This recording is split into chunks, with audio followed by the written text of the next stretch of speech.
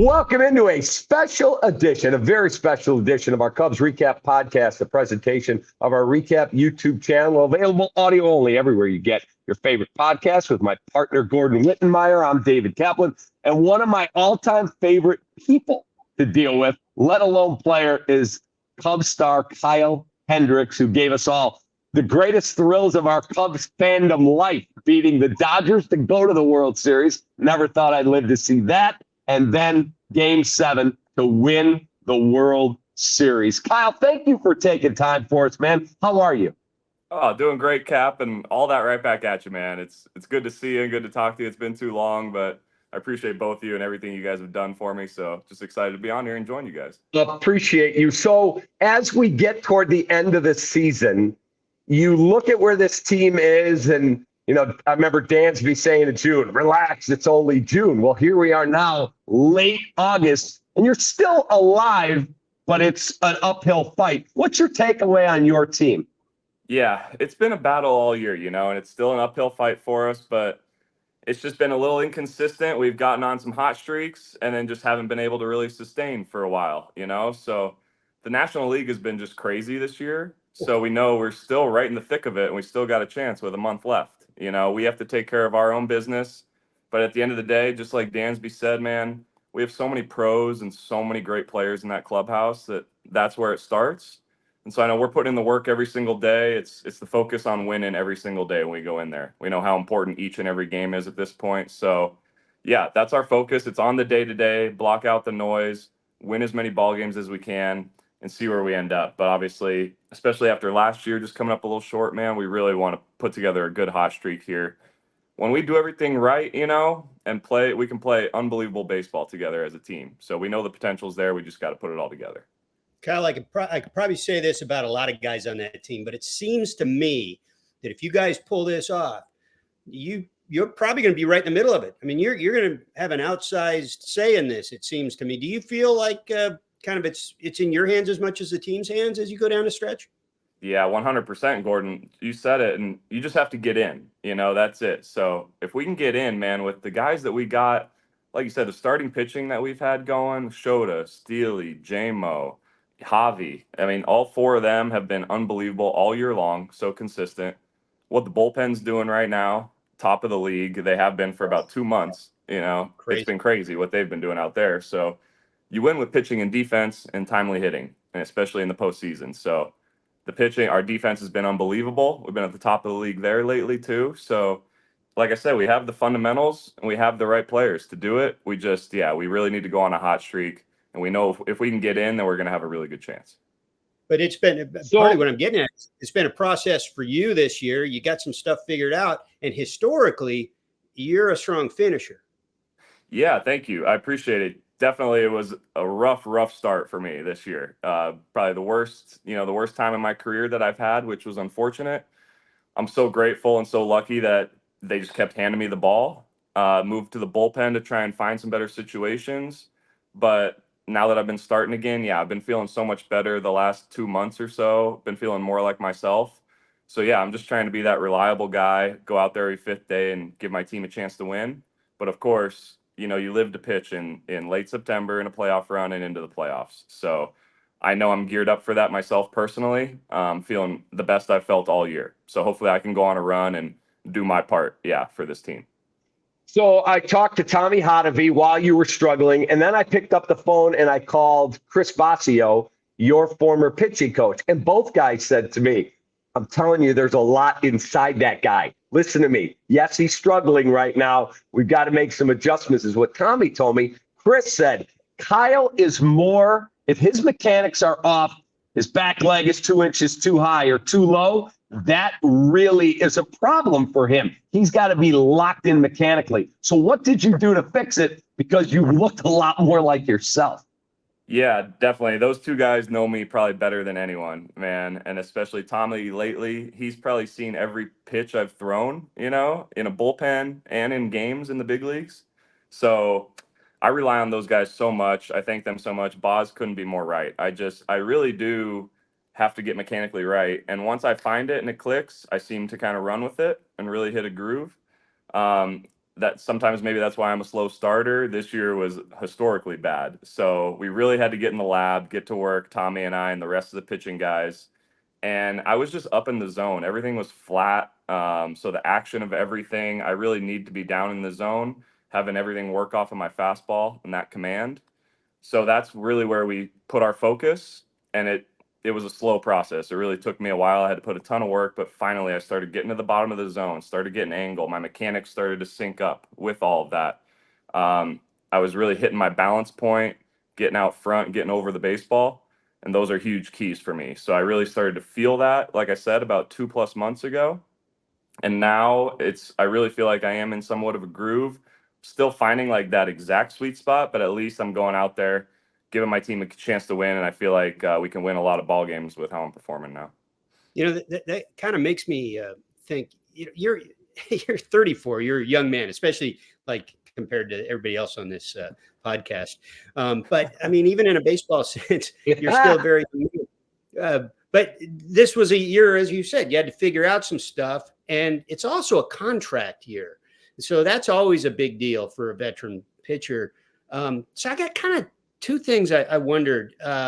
As you were going through the worst of it, there were some times when you showed a little emotion post game. And I wondered if you heard some of the noise on the outside and how and whether any thoughts started creeping in your head. And then now that you're going so well, have you started? I mean, I'm sure you have. Your agent has anyway. Started thinking about what comes next. To be honest with you, at the end of the day, of course, I know where I'm at in my career and what's ahead of me, but that you really don't have much control over that. The only way to set yourself up for all that is just to pitch and pitch well. So my focus truly has always been on my team, my teammates, and wanting to win. I just love baseball. I love to pitch. I love taking the ball every fifth day and being able to be that consistent guy for my teammates. We're such a close-knit family. We spend so much time with each other throughout the season, day in and day out. So to be honest with you, no, I really don't think too much about all that. I really try and stay in the moment. When things were going bad and I was showing frustration at the beginning of the year, it was just because I was losing ball games personally for my team. And that really hurts me. I know how much work all of our guys put in, and myself included, and to go out there and just not give us a chance, it was really killing me inside. So that's where all that was coming from. And then to come out of that now, like I said, I just want to be that reliable guy that my teammates look at. They know what they're going to get every fifth day. They can go out there and do their job too. And then you win a lot of ball games. Winning is just so much fun in the big leagues. And when you're losing, that's the frustration creeps in for sure, because we put in so much work and it's just so many hours, the sacrifices your family makes, all of it. There's so much that goes into it. So I really try and keep the focus simple, keep it on my teammates, my family, the people that I'm really doing it for there. And I know the rest will take care of itself. Of course, I want to play this game as long as I can. I feel completely healthy, which is huge and great for me right now. That's a big key, but that's always number one. And going forward with that, as long as I'm healthy, I just want to play this game as long as I can because I love it. Do you see a scenario, Kyle, where you've made a good amount of money, but you're a professional, man? This is how you are going to take care of your wife and your kids and everyone close to you for the rest of your life. Do you see a scenario where I take a little less to stay with the Cubs, or I'm going to go out and I'm just going to take the best opportunity for me? Yeah, I definitely think, based on, you guys know me too, it's never been about top dollar, about the big money.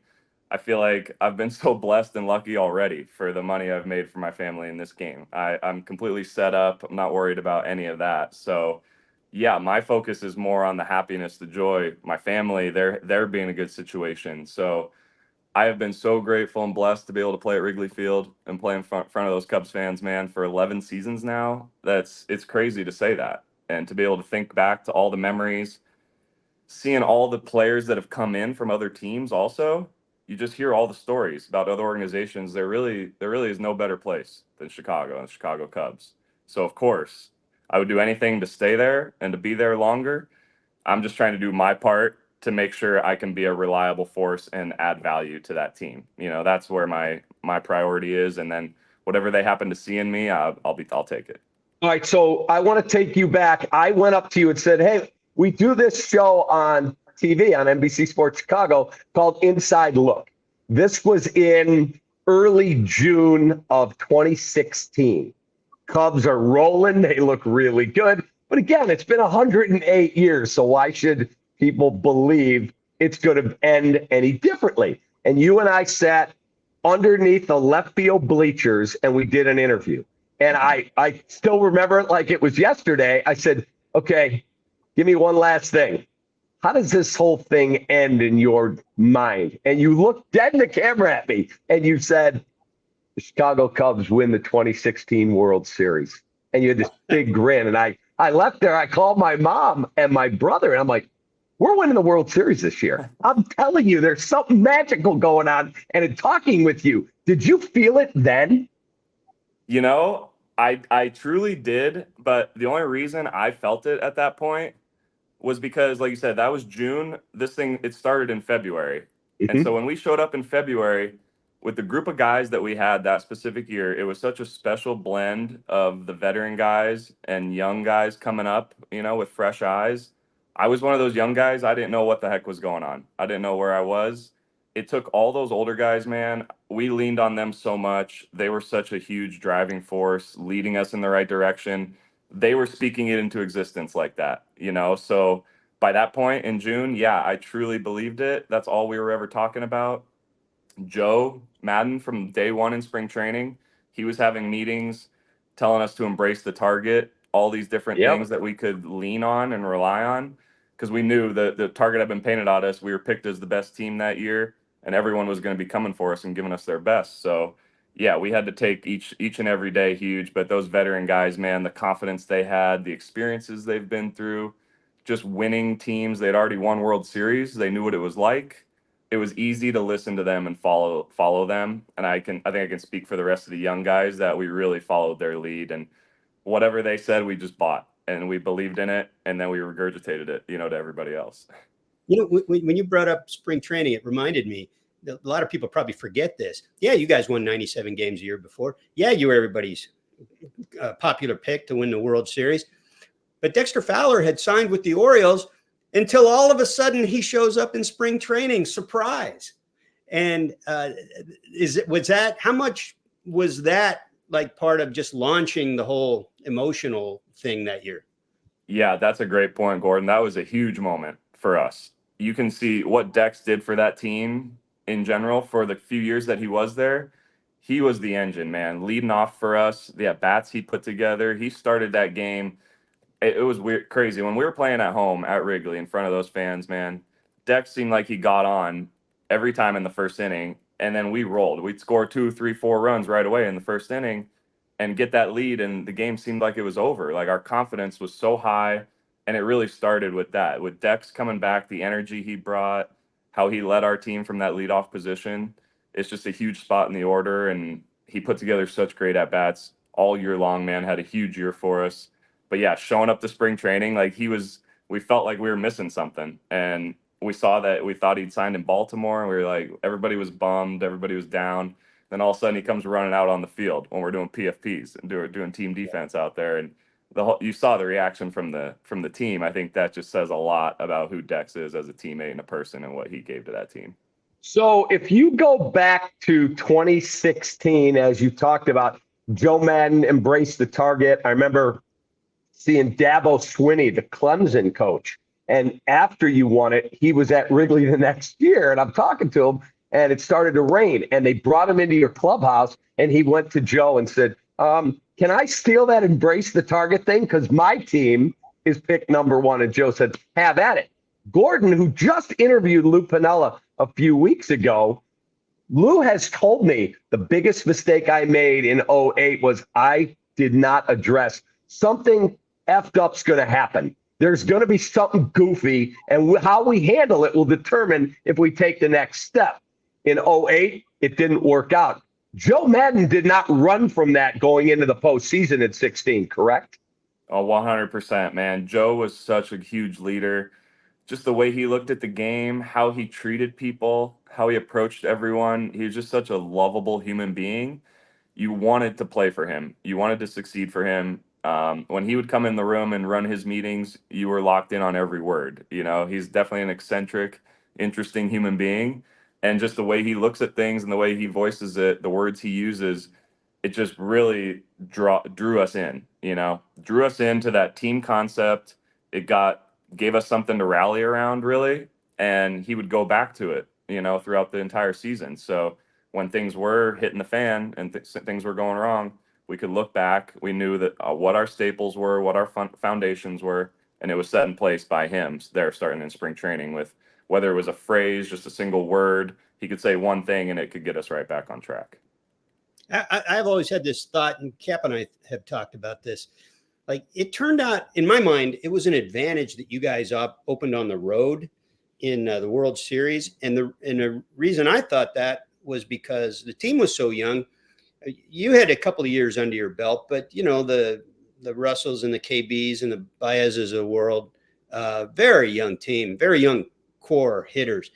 And the one thing Maddon did was like deflect all this pressure you're talking about. But what happened when you guys got back there for game 3? The cops are on horseback. It's 6 a.m. Wrigleyville's full of people. All the bars are filled. That's a sight none of those guys had seen, and maybe we hadn't seen in decades. And had that been day 1 of the World Series without actually throwing a couple punches already, then maybe it's a little different. Totally. It definitely could have changed the course of things or changed it up or changed the energy in some way. But I have to go back to just the veteran leaders we had. The veteran leaders we had on that team, it seemed like no matter what situation we were in, they got us ready. And they phrased it in a way where the pressure, this was one of Maddon's phrases, pressure is a privilege, We looked at everything as a positive. So even all that energy, all the people around Wrigley, we knew it had been 108 years, but we didn't feel all of that pressure, to be honest with you. All that weight was not. We were just having so much fun. We knew how good we were as a group, and the confidence level was so high, and it was based on those veteran guys. The veteran guys walked us through every step of it, knew what to say, said the right thing at the right time, kept our confidence high. So to be honest with you, yeah, it could have changed some energy in that, but I think we would have had the right guys to rephrase it, to look at it in the right way and go attack that situation, because we wanted the pressure. We wanted the pressure in the time. But you're always that guy. I mean, I looked at your postseason numbers just to remind myself today. The deeper into the postseason you went, the better your numbers got. It was like literally the higher stage. I mean, I don't know that. A gift? I mean, a state of mind? I don't know what that. Can you explain? Where does that come from? It's a state of mind, I think, for sure. It's a state of mind, and I swear I had myself tricked. Like, you have to trick yourself, and that goes back to relying on your teammates. You're not going out there all by yourself is the first thing, So who's behind you. You know how good all these guys are. So even if you were to slip up for a second, they can make up for you. They can make up for anything here and there just based on the talent and just how good of baseball players they were and how bad they wanted it. Everybody on that team really, you could just tell, was so bought in, wanted it so bad, was playing for something bigger than themselves. We didn't necessarily feel the weight of the 108 years, but we wanted to accomplish that goal so bad for all the Cubs fans. And that meant so much to us. So playing for something that big, outside of just ourselves and our family, that's what meant so much to us. So no, maybe we didn't see the pressure. We saw the opportunity of the positive that could come out of this and the generations of Cubs fans that we could affect.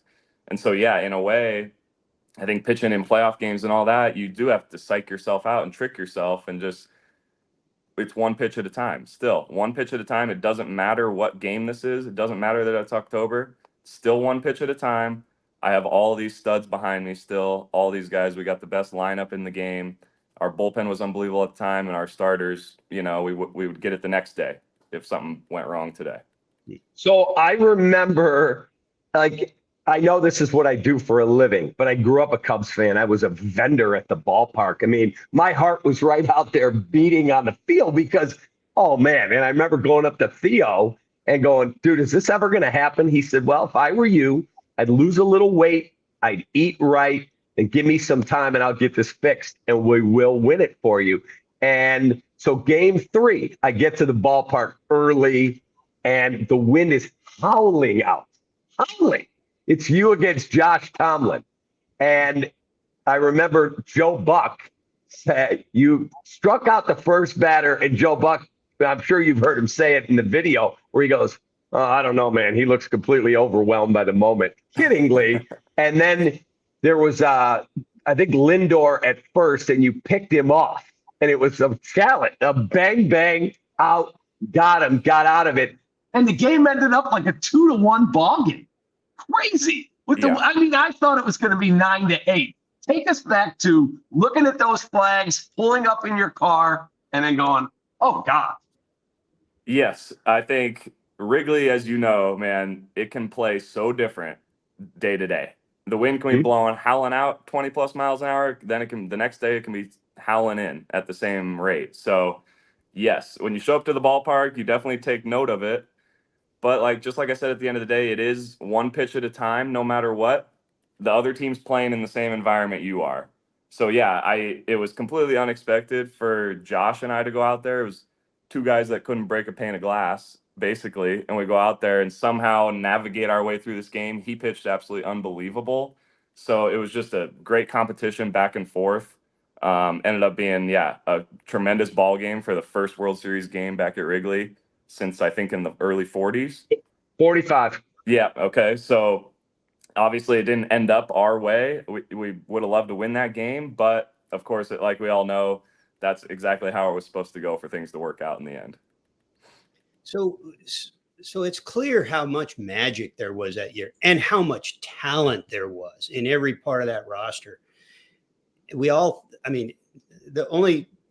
word that got used most often coming off of that World Series was dynasty. And I know we've talked about this. You and I have talked about it. You've talked about it with other reporters, Rizzo, Bryant, Javi, everybody's talked about it. What do you think, in all these years later, happened to lead to sort of the decline? I wonder sometimes if that championship was so special historically and so big in so many ways. I just wonder sometimes if that contributed to whatever came next. I don't know. Because then with the Phillies kind of when they went through their thing with Rollins and those guys, they sustained it for a few years. Got to the World Series twice. Other teams have done that with their cores. This one had the 3 NLCSs, but didn't get back there. What do you think the biggest thing was? Yeah, I think when you talk to everyone about that, we still wanted more, and we're obviously disappointed in that in a way. But I think what it shows you is just how tough this game is, man. How tough this game is at the highest level, just in general.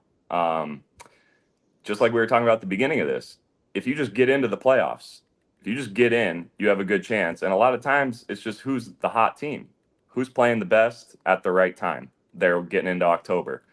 So yeah, I will say winning that World Series, especially for a lot of the young guys, I think it was a major energy expenditure playing that long and just going through all of that all the way through October, so into November. So showing up the next year, that was a whole new uncharted territory, dealing with a new season coming off of that. So yeah, the World Series hangover, like they talk about, it was a grind to get back into it, try to play our best baseball. And luckily it came, later in that season. It took us a while to get into it though, just because, I think it really just talks to the level of talent, the level of how good these other teams are. They're all trying to beat you just as much as you're trying to beat them. So yeah, sometimes the talent really doesn't matter. It's just who's playing hot at the right time. You've seen so many teams make runs from a wild card position, in the playoffs. So being that best team, being at the top, sometimes it really doesn't matter. It's just whoever is playing their best baseball there in October, that's the favorite. That's who you should follow. And unfortunately, we just couldn't put it together again. But I think that just goes to show how special it really was that it all did come together, and we were able to accomplish that in 16. Okay, so take me back to Game 7 because I'm, Can I just going with?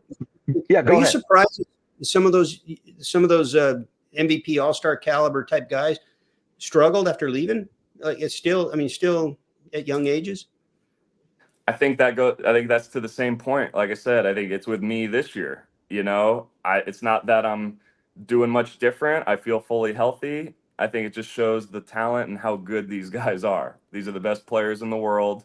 It's a really, really difficult game, and being in it every single day, it's just a grind. It's really tough. The arms that you see now are getting so good with the velocity, the spin rates, all this stuff. So hitting is as tough as it's ever been. So seeing these guys go to other places, thank God I don't have to hit anymore. I guess I can say that.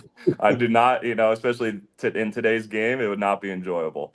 But to have all those guys, man, going out there for 600 at bats, it's just a grind and it's a really tough league. So I think it's just more, you have to tip your cap and be positive and appreciate the guys that are doing it and doing it consistently year in and year out. It's just really special. Those are unbelievable players that can do that. So take me back to Game 7. I got a text from Theo. I saw him at the team hotel, and he goes, "How you doing?" I said, "How am I doing? I'm freaking terrified. I can't handle this. If lose Game 7, I can't handle it. And then to have a 6-3 lead and have Chapman give up a home run and the game is tied. Like, I looked up at my late father who loved baseball. That's why it became my favorite sport. I go, Dad, it can't be this cruel. It cannot be. So when you were rolling, you got completely screwed on a pitch right down the middle. And they called it a ball to walk a guy. And I'm like, that isn't even close. It's totally down the middle. You get yanked. How ticked off were you? That's screwed twice. Yeah, okay. Thank you, guys. I will say, you're so in the moment. You're in that competitive mindset in the heat of the battle. So, of course, getting taken out, it was more of just I was so hot, so focused on what I was doing. It was, all right. The competitor was still in me at that point. Is that going off on my phone? I think it is. That was cool. That was pretty apropos. Weird timing there. Okay. Yeah. But anyway, so no, to be honest with you, going into that start, I knew it could have been 10 pitches. It could end up being 70, 80, who knows? And when I went it's all down to one game. Exactly. It's all down to one game. You need to do anything you can in that game to win. And so I go out for the second inning for my warm-up pitches, and I kind of peek over my shoulder because I hear the crowd starting to clap and get energized. And I look back and I see Lester, Lackey, and Arrieta, all three of them walking out to the bullpen. They're in the second inning. Okay, so I take mental note and I go in, and that just solidified my thought process was it's one pitch at a time, get so intensely focused on each one of these, and give it everything you got, and when it's over, it's over. So that's the mindset I was still in. I'll tell you what, as soon as I was out of that game and was taken out, I was a nervous wreck. That's when the nerves hit me. Before, when you kind of have some control, and some say in it, that's when you feel confident and you feel like you're doing what you're supposed to be doing. But no, I became a total fan when I came out of it. I enjoyed every freaking second of it with the nerves, riding the roller coaster, just like all the other Cubs fans. And and when they tied up that game, of course, that was a very emotional moment. But for Chappie to go out there, man, people forget he went out there for the bottom of the ninth. Correct. And went 1, 2, 3 after that, where one run there, like you're talking about, it's all over. And Cubs fans I thought Kipnis hit one out. Exactly. And it went foul. One pitch, and Cubs fans are saying exactly what you were saying, that here we go again. It's never going to happen. So everything happens for a reason, man. Like I said, each and every guy on that team was so special. Chappie, he got so many huge outs for us, man. We were running him out there every day to go back out there for the ninth. Yeah. But man, if you get a chance to get that last out, you're going to get that last out and at least get through the fifth without 2 runs scoring in that inning. Yeah, 63 pitch outing. If that happens just by itself, whether you go out there in the 6th or not, you guys don't go to extra innings. You get the win. Who knows? Is that true? Who knows? Maybe I come out as 5-1. Maybe the whole course has changed. Maybe we do end up losing that game. Something goes wrong. You know what I mean? It worked out. I really don't know. All I know is it went exactly how it was supposed to go because we won that ball game. And every single Cubs fan now can relive all those memories their entire lives. So Kyle, I'm out there. We're in the ballpark. It's me and my partner at the time, Todd Hollinsworth. Now we go out on the set. It's the 8th inning, and I'm pacing back and forth. I mean, my blood pressure was insane.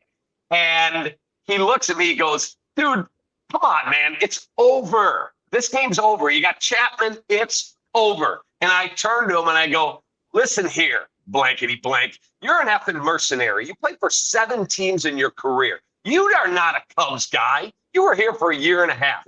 I love you, but you have no idea what all of us have gone through our entire life, because more than any team to that moment, they could be up 19-0 with 2 outs and no one on in the ninth, and they could find a way to F this up. And then, bam, home run. And I'm like, this cannot be happening. It's not. And then to see how it ended, the rain, I think it made it all worthwhile. It was Cub-like to win it that way. Exactly. That's exactly what I go back to. It was Cub-like. That's exactly how the Cubs had to do it, I think.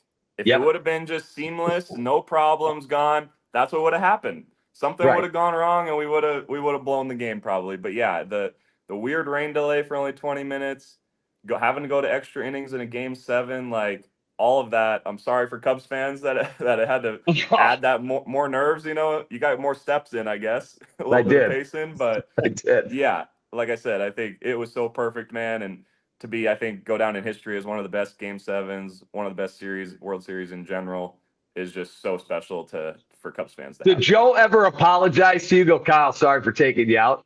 No, absolutely not, man. Like I said, it was the right move because we won. It was what it was. And again, you warmed John Lester up for a 3rd time. You're not going to burn John Lester and not use him in that game. I mean, John, I owe so much to him. He was such a huge leader for me, and just watching him go about his work, he's one of the best pitchers ever. So, yeah, that's not a guy you waste, an arm you waste. So coming in, we knew he was going to do the job too, and he did. He made some huge pitches, got some huge outs for us. Like his whole career, that's who he was. Incredible. You know, it cracks me up. We're talking about this. I think you're both right. Like, it was so Cub-like to win that way, because Cub-like throughout history is about just crazy moments, weird moments, and stuff that happens mostly through that history, not so good, but some of it pretty cool. Even Babe Ruth's called shot was a Cub moment, right? And so what my point in bringing all this up is, this year is 10 years in the big leagues, all with the Cubs. And we all know the two crazy things about the beginning was how you became a Cub in the first place. Thanks to Ryan Dempster waking up and getting pissed off one day, and the other thing, your debut, which I went back and looked at it not too long ago because I wanted to see what I had written about you that day. I wrote 2 full stories that day, and you were 1 line in the bottom of the second one, even though you pitched 6 innings and I think got the win in your major league debut. And of course, I know Cap off top of his head. Both you guys know why that is. So that was again, that was you're right though. There were crazy circumstances just for me to be with the Cubs. Number 1, Ryan Dempster. It was set up for him to go to Atlanta. For Randall Delgado. Yes. And then, like you said, yes. And then he wakes up, things happen. He ends up going to the Texas Rangers, and I get to be part of that trade. Every time I see him, I say, thank you. That's part of it. For the luck that it gave, of course. Yes. Yeah. And then the second part, Gordon, actually, in my debut, that was the game where we had to go to extra innings, and Riz charged the dugout with Chapman. Chapman had thrown some pitches up and in on our guys. Yeah. So, again, who knew that we were going to be teammates, 2 years later, going through all of that together, but just such a weird story. Such weird paths, Baseball is just a crazy game, man, and there's so much luck involved. Theo has said on the record to me that the crystallizing moment for him, that we've got something special here, is when Riz went over to the Reds dugout and goes, let's go. And he'll take them all on. He said, because it showed me we had fight. We were not vanilla. We were, let's go. We know what the mountaintop we've got to climb to. So when Chapman comes over. We got to tell people this, though, because people who don't know what Great American Ballpark looks like, this wasn't one of those hold me back things. They're the first base dugout. Yeah. There's nobody that can get to him to slow him down. All Yeah, right, so Riz wanted to take on the whole dugout by himself, and you're he right. did. That did give some kind of fire or set the identity for the future years. No Riz doubt. was clearly the leader for us. Okay, so Chapman gets traded to the Cubs, and he walks in at guaranteed rate. It was U.S. Cellular back then. He doesn't have great grasp of the language. Pedro, the late Pedro Gomez, has to rescue him and go, "What were you trying to say here?" It was nuts. And then all the people that were like, "I don't know, should we do this?" They're all the ones with the iPhones taking videos and flashbulbs popping when he was there at Wrigley for his first save. What was it like when he walked into your locker room, clubhouse, the first time? It was phenomenal, man. I mean, you can probably imagine it, but baseball's baseball. And so by that time, I know they had already talked. They walked right up, hugged each other. We're teammates now. We're in the fight together. It's Uh-huh. crazy how baseball can change like that with someone on the other side when they join your team. There's something to that they're your teammate now and we are all in this together. Riz, there was nobody better at that than Riz. He was an ultimate teammate, brought everyone together. There was never, it was just laughed about, really. It was laughed about and what the situation was, and everyone had a good time with it. Never any sense of ill will, or that's just baseball, you know. Again, it's what happens. Chappie knew it too, and we were lucky and blessed to have that guy with us now. That's what we felt. Thank God that we got Chappie on our side now. And like you said, going out there for his first time at Wrigley Field, we were right up there on the top step too, man. We were on the top Insane. step, looking at the radar gun every time, seeing him blow it by everybody, and we 103, knew when he was 103. coming in after that the game was just over. You talked earlier. Go ahead, Gordon. You talked earlier about just the value of pitching at Wrigley Field and having all that experience all these years. But I also know, talking to people in that front office, how much they value players like you who can perform in that environment, because not everybody can. And so over the years here, I mean, literally from the beginning, you were able to show that and do that at a high level historically for the franchise. And I wonder, you've talked about having a good relationship with the front office and lines of communication with Jed. How much have you guys talked about maybe being a lifetime Cub, coming back, finding a way to make that work, you know, Yeah. going forward next I year? think clearly, yeah, there's a lot that goes into that. Honestly, like you said, we have such a good relationship, and I'm so thankful for everything they've done for me. I mean, from the beginning, but even into this year. This year for them to keep giving me the ball after what I was going through, losing ball games individually, you know, for our team. It could have easily gone another way. They could have gotten rid of me, made any other decision they wanted to make. They keep giving me the ball, and I can't thank them enough for that. So at the end of the day, it's definitely clear they know how much I love Chicago, love Wrigley Field, love Cubs fans, love the organization, all these people. Of course, I would love to be there my entire career and keep playing there. But at the end of the day, if it's best for the organization to move on also, I'm still okay with that. And they know that. I really do want what's best for the Cubs organization. And so I'm trying to work myself back in a way, if I can say. You know I need to really pitch good and just almost prove myself again to maybe give myself a little chance to have that possibility. And that's okay with me. I truly want what's best for this organization. They're such good people from top to bottom. And clearly I want to be a part of that, but I know I have to put in some work in order for that to happen. And if it's better for me to move on and not be a part of it, then that's great also. So I think the lines of communication are clear. We know where we're both at. I need to perform. I need to do what I need to do and be the guy I consistently need to be for there to even be a chance of that.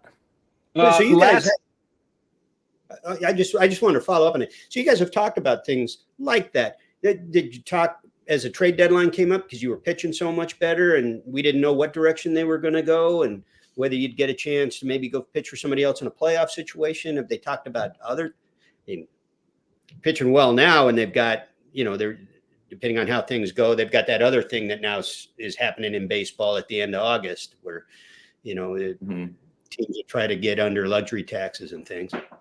Yeah, exactly. So no, I think what I can say is our relationship is so good because I think there's just a lot of trust there. So the blueprint's been set out. Everything I just said, they know how much I love the Cubs, how much I want to be here. But when it comes to the day-to-day, even trade deadline stuff, they know how much trust I have in them. If they want to go out and find a good deal and trade me, they'll look for it and then they'll come to me and let me know. But there's no conversations beforehand of what they're looking to do or where they need to go. I trust And every no assurances. Or they no, don't zero. No assurances that I'm staying either. No, zero. It's just like I said, it's what's going to be best for this Cubs organization, this Cubs team today and into the future. So I've put full trust on their plate, man. They have so much to do on a day in, day out basis. Same with us. Our focus is so much on the day to day and what we have to do to win ball games. So again, my love for the game is so high. I just love taking the ball, being able to pitch and play baseball. So of course, number one would want to be with the Cubs, but I just love the game so much in general that I put full trust into that, and I know everything will work out how it's supposed to. Last couple things for me. I want to go back first to the game you beat Kershaw to win the pennant. Like, the World Series, amazing. Obviously, that's the cherry on top.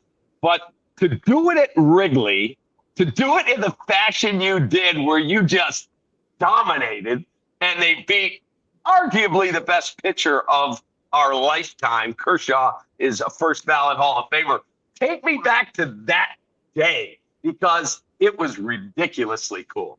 Yeah, that day, honestly, clearly game 7 was what it was, but individually, that was probably the best performance I've ever had in my entire life. And that was game 6 in the NLCS. Yes. Yeah. Yes. And so it's so bizarre, man. It was almost like I blacked out. You know, it was just one of those days. It's one of those days where you throw the first pitch, all of a sudden you're throwing the last pitch and you're getting taken out and it's over. It was, I have to go back to, again, just the support group, the pitching guys we had on the team at the time, starting with Boz, Tommy, all those guys that were around, but also the other starters that had led me and taught me everything and taught me how to pitch in big situations, down to our position players, always having my back, I'm not pitching for strikeouts. They're making all the plays behind me.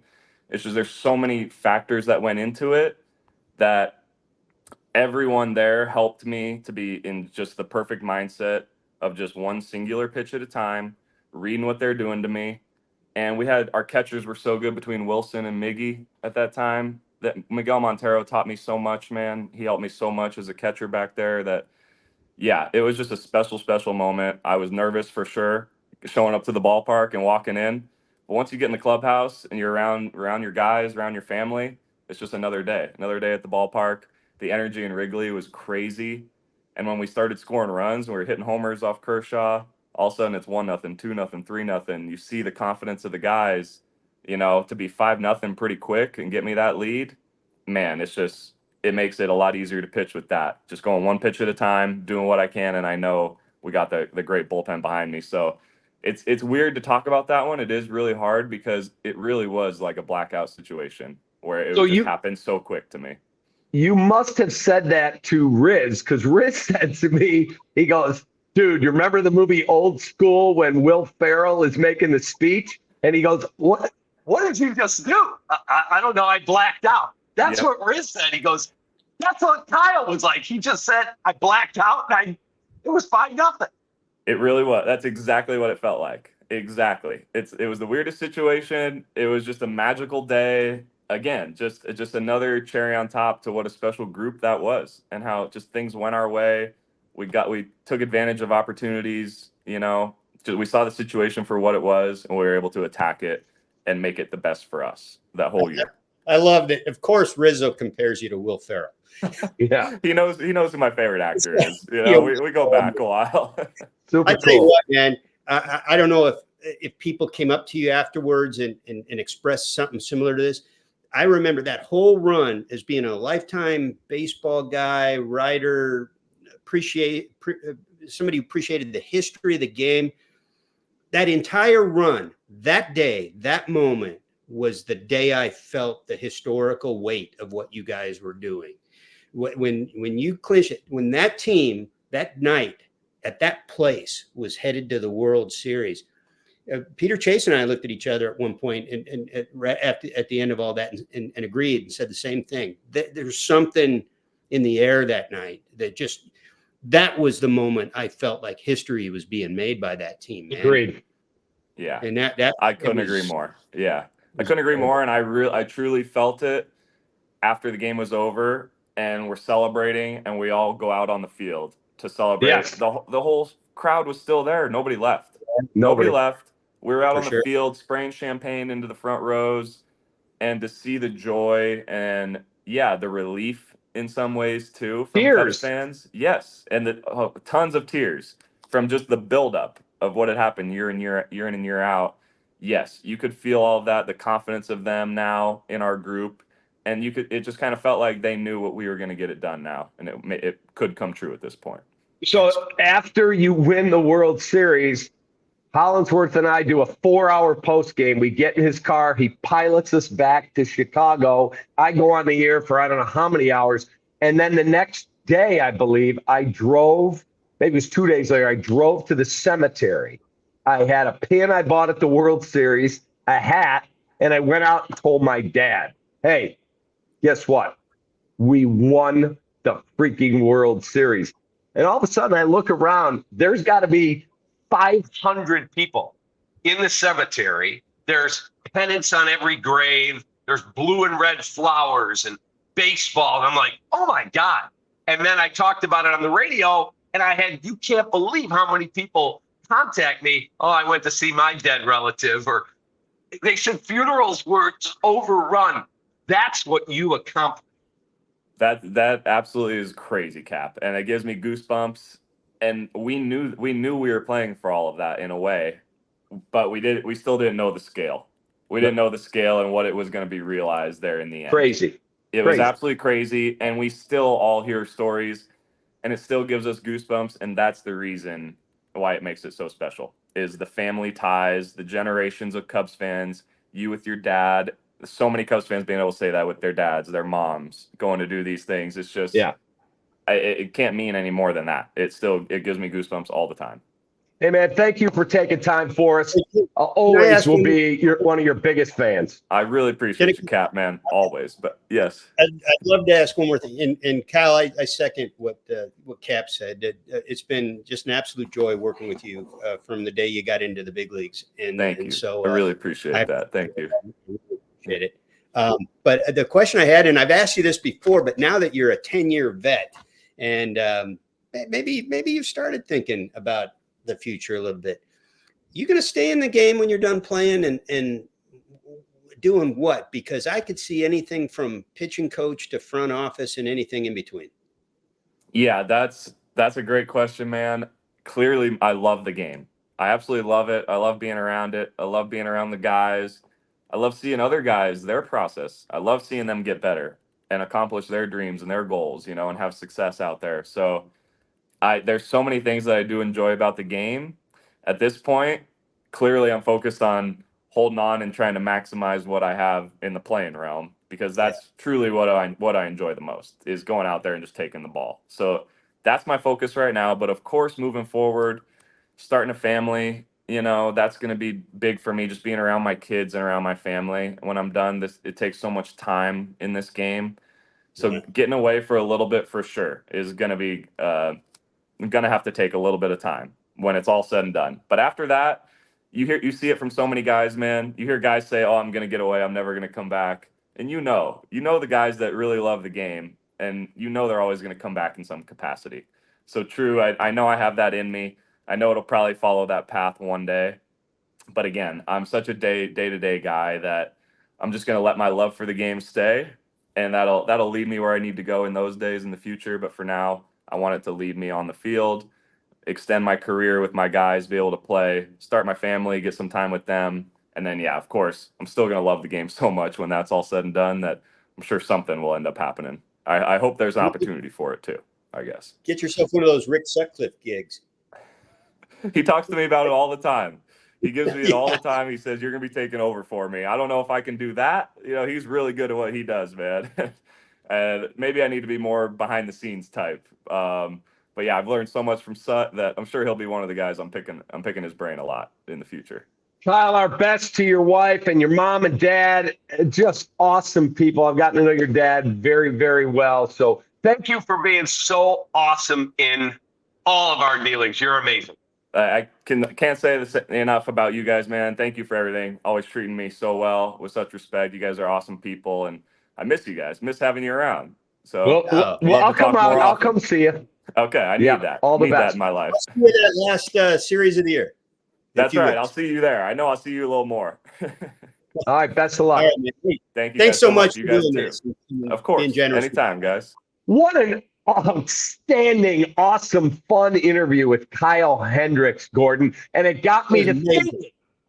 Okay, as we walk down memory lane with him, who is on the Mount Rushmore for you and for me of Cubs pitchers? And there is no doubt, I don't want to speak for you, Kyle Hendricks has to be on it, right? No doubt. I mean, when we were talking to him, that occurred to me. Like I was thinking, but I can't ask him about that. But I did want to talk to you about that and ask you about it. So I'm glad you brought it up.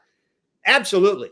I mean, All right. so he started the pennant clinching game first time in 71 years. The Cubs win the pennant. He's the winning pitcher. He goes into the eighth, and he starts game 7. And while I think he was pulled too quickly and he disputed that, the bottom line is he gave you a chance to be a world champion in game 7 with his 63 pitch performance. So one slot is locked in. It's him. On a staff with John Lester and Jake Arrieta, he was the game 1 playoff starter the next year too. He also started two or three opening days, including a shutout during the pandemic year. That's their last playoff season.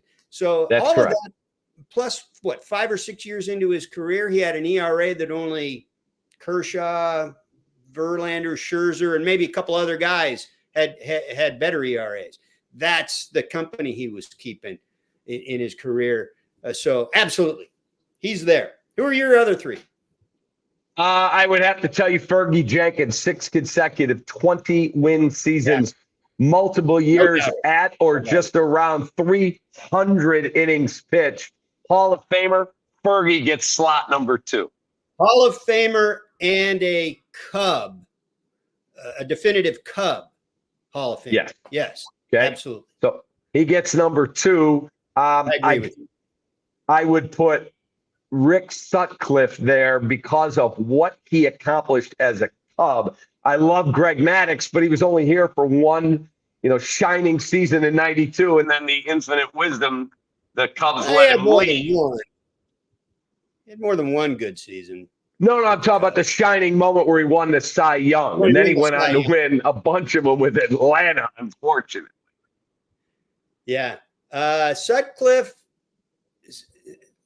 I think after those first 2, there's a little bit of a drop, but I got Sutcliffe on there. What he did in '84, that was amazing. And then he goes on to continue to have a good career. He had another season in there that, had he not gotten hurt, might have been just as big. Was a huge part of those teams. Yeah, he's up there. I like Maddux as my 4th. I know you say, because all that stuff he did with the Braves. He is such a big pitcher for his generation, and he was an original Cub. And when he came back to the Cubs, it was so celebrated that it was one of the reasons they were a prohibitive pick, favorite, whatever, to win the World Series that year. It didn't happen, obviously, but he's such a part of franchise history, and he's so big in the history of the game. He's my 4th one. Okay, I am going to have to go with John Lester. John Lester signaled to a generation or more, the Cubs are back. He picked us over Boston, the Giants. I'm going to be a Cub. And before he came, he was on a wing and a prayer that he believed in Theo and Jed, that those young players are going to be good. He told me that. He said, if they were not the guys running it, there's no chance I would be here. If Boston hadn't traded him to Oakland, he said, there's no chance I'd be here. But once I got away from Boston, I went, there is life in other places. And he came to Chicago. In game 5 at Wrigley to beat the then Cleveland Indians to get it back to Cleveland is one of the most gutty performances I've watched. So count me in on John Lester. Yeah, you know what? He probably also would have never been there if Boston hadn't pissed him off by trading him the previous year. And then furthermore, he looked sideways at Joe Maddon across the division for years when Joe was at Tampa Bay with the zoo animals and stuff, and wasn't sure he could play for that guy until they had a conversation right before he signed. So Yeah. a lot of things had to go right. That's not a wrong pick. I'm sticking with Maddox, though. All right, Gordon, have a great rest of your day, man. Appreciate you too, Kat. greatly. That was fun. You're the best. That was a lot of fun. Great work. Kyle Hendricks, Gordon Whitmire, I'm David Kaplan. Hope you enjoyed this really, really fun podcast. Get it audio only everywhere your favorite podcasts are available, or get it right here on our YouTube channel, The Recap. Hit subscribe, click the little bell. You'll get a notification every time we post new content. For Gordon, for Kyle, I'm Cap. Take that.